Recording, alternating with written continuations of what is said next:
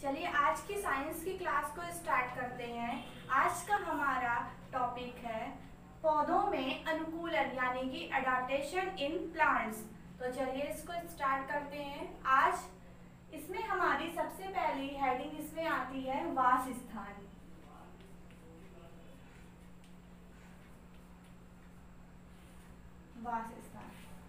वासस्थान क्या होता है? वासस्थान को हम लोग आवास भी बोलते हैं।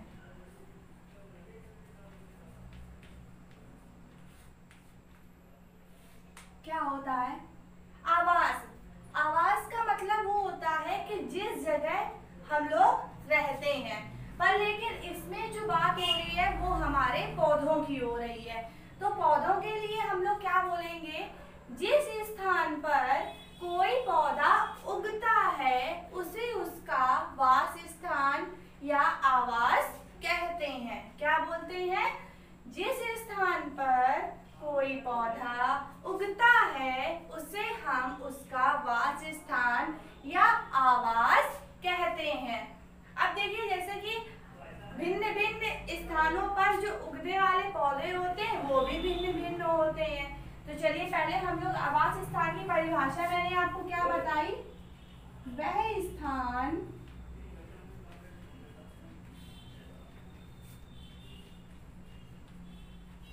जिस पर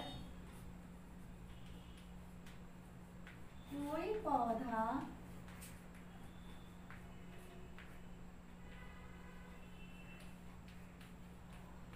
उगता है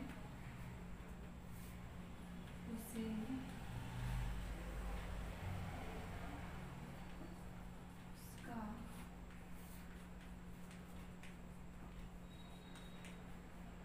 वासस्थान या आवास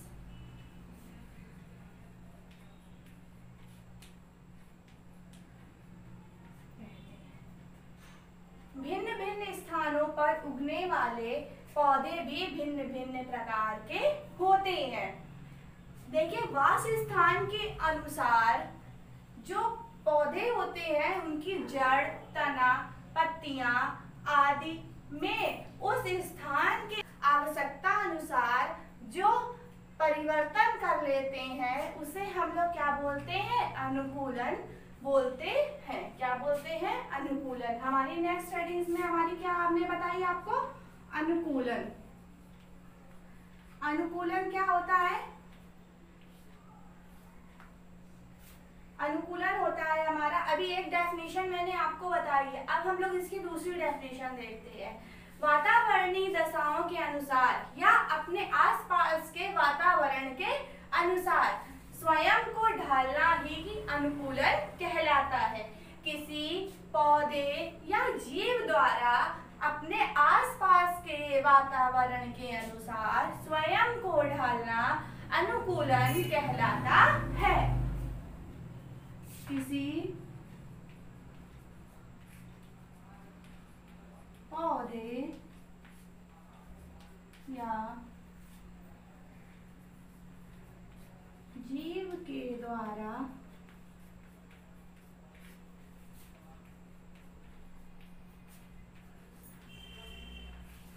वातावरणीय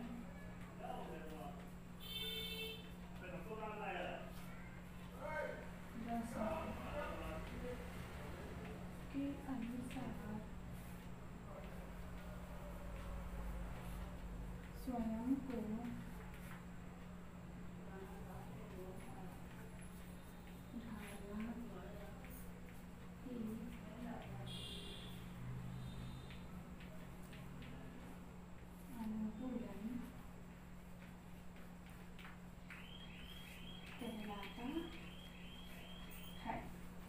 पौधे अनुकूलन किस तरह से करते हैं? ये क्या करते हैं? अपनी जड़, तना, पत्तियों में उस स्थान के आवश्यकता अनुसार परिवर्तन कर लेते हैं। इस तरह से ये उस स्थान में रहने के लिए अनुकूलित हो जाते हैं। अनुकूलन प्रक्रिया के निम्नलिखित दो कारण होते हैं। पहला होता है हमारा जल, ताप, मिट्टी आदि को के लिए पौधों द्वारा स्वजातीय प्रतिस्पर्धा हेतु, एक हमारा ये हो गया। दूसरा होता है मनुष्यों तथा पशुओं से अपनी सुरक्षा हेतु जो पौधे होते हैं वो क्या करते हैं, अनुकूलन की प्रक्रिया करते हैं। अभी मैंने आपको क्या बताया है कि पौधे में अनुकूलन की प्रक्रिया के निम्नलिखित 2 कारण होते हैं। वही कारण अभी मैंने आपको बताया ना कि एक तो होता है हमारा जल, ताप, मिट्टी आदि को प्राप्त करने के लिए पौधों की स्वजातीय प्रतिस्पर्धा हेतु, तथा सेकंड होता है हमारा मनुष्यों तथा पशुओं से अपनी सुरक्षा हेतु। पौधे जो होते हैं वो पृथ्वी पर भूमि में, दलदल में और जल में उगते हैं। पृथ्वी पर भिन्न भिन्न क्षेत्रों में उगने वाले पौधों के पर्यावरण तथा वातावरण में विभिन्नता पाई जाती है। विभिन्न क्षेत्रों में उगने वाले विशिष्ट पौधों के अनुकूलन प्रक्रिया हमारी निम्नलिखित है। पहला इसमें पॉइंट हमारा अब आएगा भूमि पर। भूमि पर असंख्य प्रकार के या भिन्न भिन्न प्रकार के असंख्य पौधे पाए जाते हैं। इनमें से कुछ पौधे हमारे बर्फीले क्षेत्रों में, कुछ शुष्क क्षेत्रों में, कुछ गर्म क्षेत्रों में उगते हैं। तो कई पौधे ऐसे हैं जो हमारे पहाड़ी क्षेत्रों में और कहीं कहीं विशाल मैदान में पाए जाते हैं। जिसमें कि अब हमारी फर्स्ट हेडिंग हमारी आती है क्या, मैदानी क्षेत्रों में। भूमि पर के अंतर्गत हमारी आती है फर्स्ट हेडिंग मैदानी क्षेत्रों में। मैदानी क्षेत्रों में जो पौधे पाए जाते हैं वहां पर मिट्टी, जल तथा ताप की पर्याप्त मात्रा होने पर यहाँ पर बहुत अधिक मात्रा में पेड़ पौधे पाए जाते हैं। पौधों की शारीरिक बनावट, वहाँ के ताप मतलब सूर्य का प्रकाश, जल की उपलब्धता तथा मिट्टी की गुणवत्ता पर निर्भर करता है। घने घने क्षेत्रों में घने घने वृक्ष पाए जाते हैं और वहां पर ऊंचे ऊंचे वृक्ष भी पाए जाते हैं। पौधे जो होते हैं उन्हें सूर्य के प्रकाश की आवश्यकता सिर्फ उनको भोजन बनाने के लिए होती है। मतलब सूर्य का प्रकाश उन्हें किस लिए चाहिए होता है, भोजन बनाने के लिए चाहिए होता है। पौधों को अपना भोजन निर्माण के लिए सूर्य का प्रकाश चाहिए होता है। और जंगलों में जो पेड़ होते हैं वो सूर्य के प्रकाश को पाने के कारण लंबे होते चले जाते हैं। क्यों लंबे हो जाते हैं, क्योंकि ये सूर्य के प्रकाश को पाने की वजह से ऊंचे लंबे होते चले जाते हैं। जो कुछ अत्यंत घने जो वन होते हैं वहां पर पेड़ बहुत पास पास होते हैं हमारे, तो जो उनकी पत्तियां होती हैं और जो शाखाएं होती हैं उनसे जो सूर्य का प्रकाश होता है वो कुछ ही मात्रा में छनकर नीचे आ पाता है, जिससे कि वहां पर कई सारी जो बेलें होती हैं, बेल वो जन्म लेती हैं या उगाती हैं।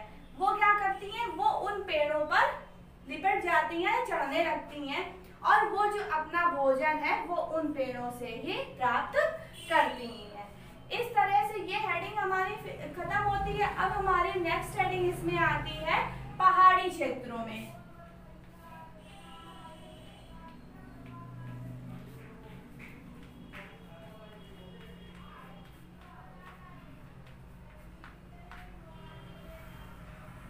पहाड़ी क्षेत्रों में ठंड अधिक होती है, वहाँ ठंडी ज्यादा पड़ती है ना, तो वहाँ की जो नमी है वो भूमि से ये जो पौधे होते हैं वो ग्रहण करते हैं, या जो नमी होती है, जो नमी की मात्रा होती है वो क्या भूमि से ग्रहण करते हैं। ये पौधे, जिससे कि पौधे का विकास जो है वो बहुत कम हो पाता है और जो यहाँ के जो पौधे होते हैं वो अपनी पत्तियां सर्दियों में ही गिरा देते हैं। क्या करते हैं? ये पौधे सर्दियों में अपनी पत्तियां गिरा देते हैं। जो ऊंचे पहाड़ी क्षेत्र हैं वहां पर ऊंचे ऊंचे वृक्ष पाए जाते हैं, जैसे कि हमारे देवदार, स्प्रूस, चीड़ आदि। कौन कौन से वृक्ष पाए जाते हैं? जैसे कि देवदार, स्प्रूस और चीड़ आदि।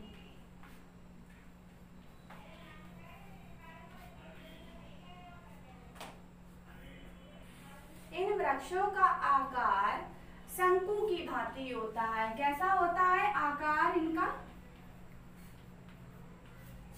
आकार होता है इनका शंकु की भांति।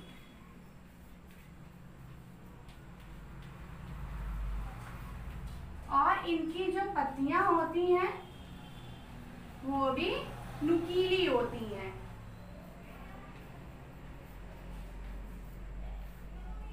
पत्तियां नुकीली होती हैं। ये पत्तियां इनकी पाले से रक्षा करती हैं। क्या करती हैं? ये पत्तियां इनकी पाले से रक्षा करती हैं। ये जो पत्तियां, जो ये पेड़ होते हैं, इनका जो ढलान होता है, इनका जो झुकाव होता है वो भी ढाल की तरफ होता है। ऐसा क्यों होता है? ऐसा इसलिए होता है कि जब इन पर हिमपात होता है तो जो बर्फ होती है वो इन पर जम नहीं पाती है। जब ढलान होगी उन पे, जैसे कि कोई भी चीज है अगर उस पर ढलान है तो अगर कोई भी चीज जब उस पर गिरेगी तो क्या वो रुकेगी? नहीं, वो नीचे गिर जाएगी। तो इसी तरह से जो पेड़ होते हैं, जो इनकी पत्तियां होती हैं, इनका ढलान, इनका जो झुकाव होता है वो ढलान की तरफ होता है। तो जब ढलान की तरफ होता है तो जब हिमपात होता है तो बर्फ इन पर जम नहीं पाती है और नीचे गिर जाती है। इसके बाद अब हमारी नेक्स्ट हेडिंग आएगी रेगिस्तानी क्षेत्रों में।